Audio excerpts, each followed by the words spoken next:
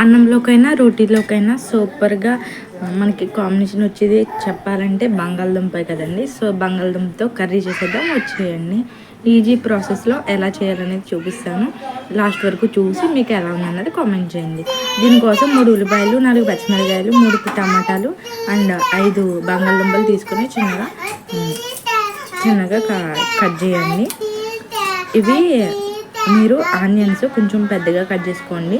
Curry అనేది గ్రేవీగా చూడడానికి బాగుంటుంది, తినడానికి బాగుంటుంది. సో బంగాళదుంపలు అయితే చిన్న చిన్న ముక్కలుగా స్లైసెస్గా అయితే కట్ చేసుకోండి.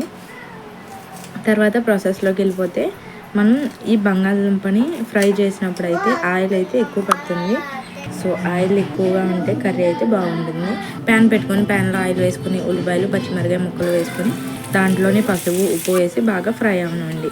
అవి కొంచెం గోల్డెన్ కలర్ వచ్చాక అల్లం వెల్లుల్లి పేస్ట్, టమాటా, కారం, గరం మసాలా, ధనియాల పౌడర్, ఉప్పు వేసి ఫ్రై అవ్వనివ్వండి.